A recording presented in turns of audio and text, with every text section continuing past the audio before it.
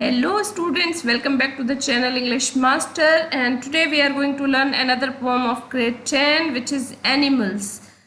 This poem is written by Walt Whitman. So in this poem we will learn all about animals, how the animals are and how he has compared animals with human beings. So before we go ahead with the poetry, I will let you know about the poet first. So Walt Whitman is the poet of this poetry, and he broke the tradition of writing in rhyme and rhythm. See, if we see, the poetries are especially written in rhyme and rhythm, but he has not written them. Still he was very famous, and this poetry has been taken from the Song of Myself in the Leaves of Grass. So this is the part where he meets with animals. तो आइए हम आगे बढ़ते हैं. ये poetry जो है white Whitman की लिखी हुई है, और ये song of my self in the leaves of grass उसकी उससे ली हुई है. बड़ी पोइट्री है ये, जिससे ये एक छोटा सा पार्ट लिया हुआ है, और वो किस तरह से एनिमल्स की कंपैरिजन ह्यूमन बींग्स से करता है हम इस स्टोरी में पढ़ेंगे. So he has shown the comparison between human beings and animals in this poem. He has pointed out the evils present inside the human brain, which he thinks animals don't have. That is why he thinks the animals are much better than human beings. So let us read first stanza. यहाँ हम पढ़ते हैं, I think I could turn and live with animals. They are so placid. Placid means calm, quiet, peaceful, and self-contained. Contained means keeping control. I stand and look at them long and long. So here in these lines the poet says that he wants to live in the world of animals. Here we can say that the poet finds the world of animals better than that of human beings. He further says that he finds animals more peaceful than humans. Placid means peaceful. He says so because animals are not running after worldly things like human beings. They are calm, they have no greed for worldly affairs, worldly things or achievements. They are self-contained, means they are happy with life and never interfere in the lives of others. Humans have the habit of interfering in the lives of others. But the poet thinks that animals are better than human beings. They are calm, and he further says that that is the reason that he stands there for a long period of time. तो इन लाइनों में writer कहता है कि किस तरह से animals जो हैं वो इंसानों से बेहतर हैं, और वो उन्हें पसंद करता है क्योंकि वो बहुत प्लेसिड हैं, काम हैं और शांत हैं, और उनके अपने ऊपर कंट्रोल है. वो वर्ल्डली अफेयर्स, वर्ल्डली अचीवमेंट्स के पीछे नहीं भागते, और ना ही उनमें किसी से जलन, घृणा जैसी चीज़ें होती हैं. इसीलिए राइटर कहता है कि मैं उनके बीच में खड़ा होकर रहना पसंद करता हूँ. नेक्स्ट पैराग्राफ देखते हैं. They do not sweat and whine. Sweat and whine means complaining about their condition. They do not lie awake in the dark and weep for their sins. They do not make me sick discussing their duty to God.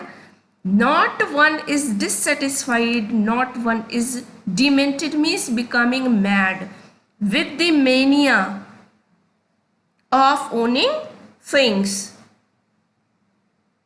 तो यहाँ sweat और wine का meaning मैंने आपको बताया, complain है. वैसे wine means cry करना होता है. Sins are the wrong doings, the things which are done by the people. And demented means becoming mad और डिस्टर्ब्ड. तो here the poet says that unlike humans, animals don't complain. They don't have a habit of complaining. They never cry out loud like humans do to show what they have lost. They never stay awake in the night crying in the repentance for their wrongdoings. So he says कि animals जो होते हैं उनमें complain करने की आदत नहीं होती, ना ही वो हमेशा रोते रहते हैं कि हमारे पास ये नहीं है, वो नहीं है. ना ही वो रातों को जागते हैं किस लिए कि कोई बुरा काम कर दें. हमारे अंदर दो आत्माएं होती हैं, अच्छी या बुरी. जब हम कोई बुरा काम करते हैं तो हमारा जो इनर साइड, जो हमारी कॉन्शियंस होती है, वो हमें अलाउ नहीं करती कि हम करें. तो वो सिन होते हैं, रॉन्ग डूइंग्स होती हैं. उन पर हम क्या करते हैं, फिर घबरा कर उठ जाते हैं और फिर हम उन पर रोते हैं जो पाप हमने किए होते हैं. तो राइटर कहता है इनमें से कोई भी चीज़ एनिमल्स के अंदर नहीं होती. That animals are different from human beings. He says that animals are very truthful because they never boast of their good deeds. वो नहीं बताते कि गॉड की तरफ हमारी ड्यूटी, हमने बहुत अच्छा किया है, हमने ऐसा किया है, हमने वैसा किया। उनमें बोस्टिंग की आदत नहीं होती है, वो चुपचाप अपना काम करते हैं। They do so in order to gain popularity among their followers fellows who human beings do दो।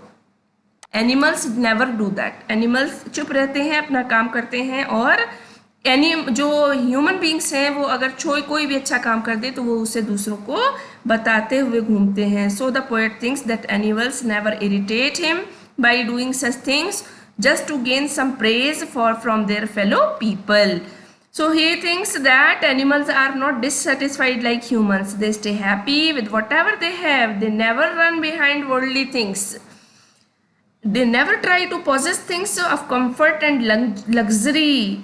He says that none of them is mad behind owning the worldly things. कहता है एनिमल्स जो हैं उनमें वर्ल्डली थिंग्स यानी सांसारिक चीज़ें के लिए वो पागल बने नहीं घूमते रहते हैं।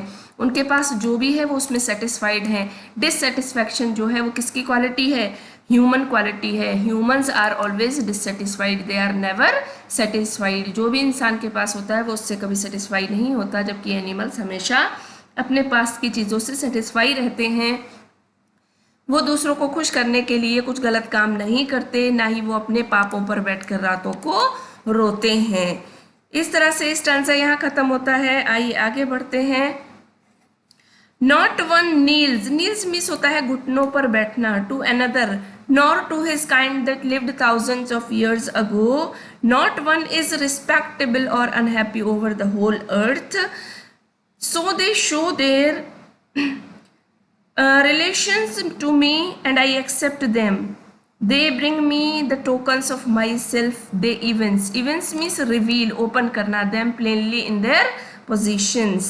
तो यहाँ हम इस पैराग्राफ में देखेंगे नील्स मीन्स होता है बो डाउन होना, झुक जाना, और पोजिशंस मीन्स होता है having ownership of something.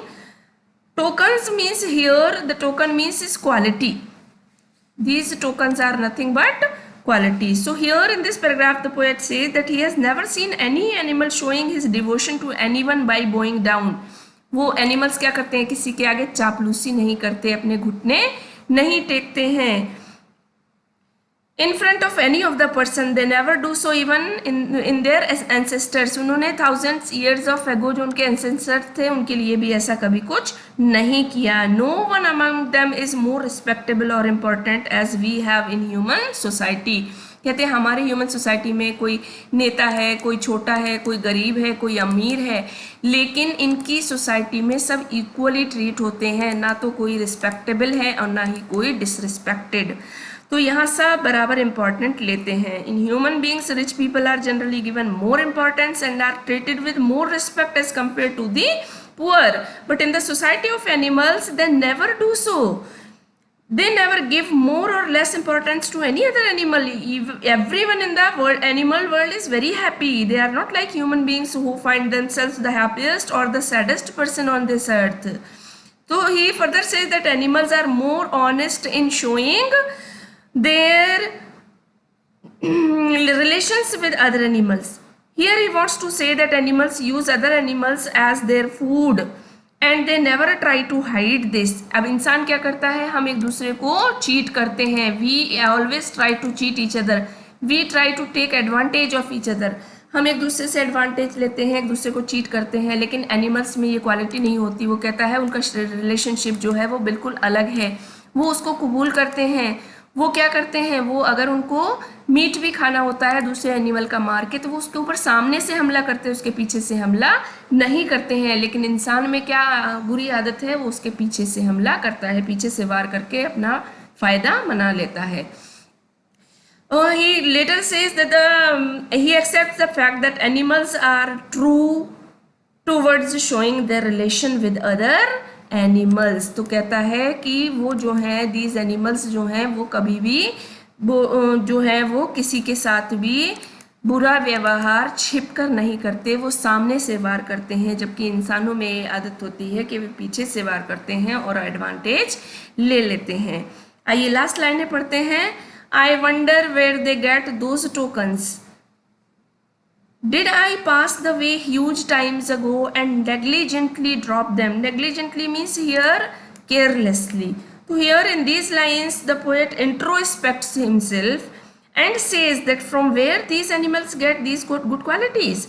He further questions himself that where his own good qualities are gone. Did he left them or had carelessly lost them somewhere? Or else the qualities that were found in human beings in the past, like innocence, kindness, truthfulness, are now seen in animals. He wonders that human gave up these qualities and they have been passed on to animals. तो in last लाइनों में writer कहता है कि हर इंसान को अपने आप को इंट्रोस्पेक्ट यानी सेल्फ एग्जामिन करना चाहिए कि उसके अंदर जो क्वालिटी अच्छे इंसान होने की थी उसने वो कहाँ गुमा दी, वो कहीं से चली गई. क्वालिटीज़ कौन सी? वो बताता है कि इनोसेंस था, झूठ नहीं बोलते थे लोग, दयालु होते थे. लेकिन अब ये क्वालिटीज़ किस में चली गई हैं?